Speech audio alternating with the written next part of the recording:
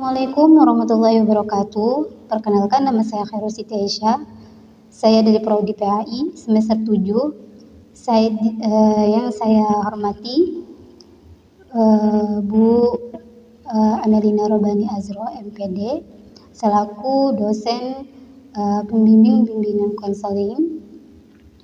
Di sini saya akan menjawab pertanyaan tugas UTS saya, yaitu pertanyaannya, bagaimana nilai-nilai moral dan etika dalam Islam diintegrasikan dalam proses bimbingan konseling? Jawabannya adalah, dalam Islam, nilai-nilai moral dan etika sangat penting dan harus diintegrasikan dalam proses bimbingan konseling.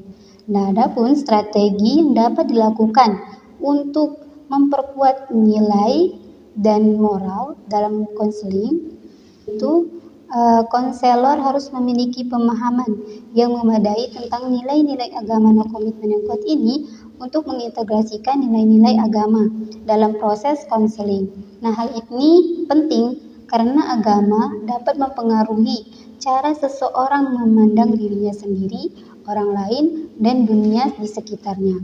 Nah, kok maksudnya komitmen beragama itu apa? Ya, komitmen beragama itu suatu konsep yang mengacu pada sejauh mana seseorang memegang teguh keyakinan agamanya dan mengajarkan ajaran agamanya dalam kehidupan sehari-hari.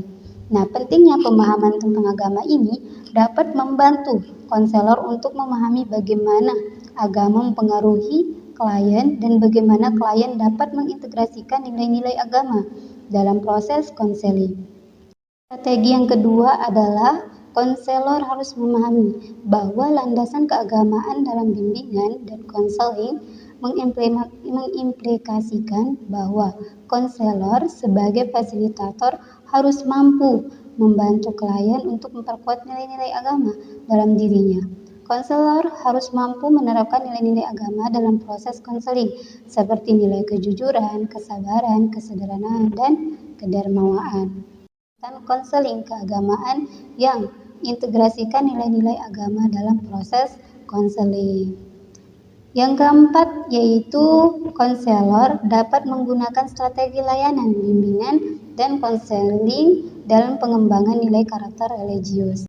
Maksud dari layanan konseling agama mengacu pada gangguan nilai-nilai agama dan etika agama dalam proses konseling untuk membantu klien memperkuat nilai-nilai agama dalam dirinya. Nah, konselor dapat menggunakan pendekatan ini dalam strategi layanan bimbingan dan konseling untuk mengembangkan nilai karakter religius. Nah, jadi menggunakan kolaborasi antara guru pendidikan agama Islam dan guru bimbingan dan konseling. Nah, di mana keduanya ini dapat bekerja sama dalam mengembangkan program-program seperti program puasa Senin Kamis, pengadaan tempat toleransi ibadah, dan kunjungan ke kampung multi agama. Dapat disimpulkan, dalam konseling Islam, etika dan spiritualitas juga sangat penting. Nah, institusi Islam bertanggung jawab atas pembunuhan dan pelatihan berbasis spiritual Islam yang efektif.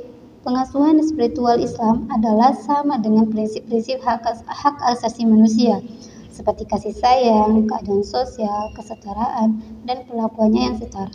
Oleh karena itu, konselor yang memahami etika dan spiritualitas Islam dalam proses bimbingan saya sampaikan. Lebih dan kurang saya mohon maaf. Saya akhiri dengan Assalamualaikum warahmatullahi wabarakatuh.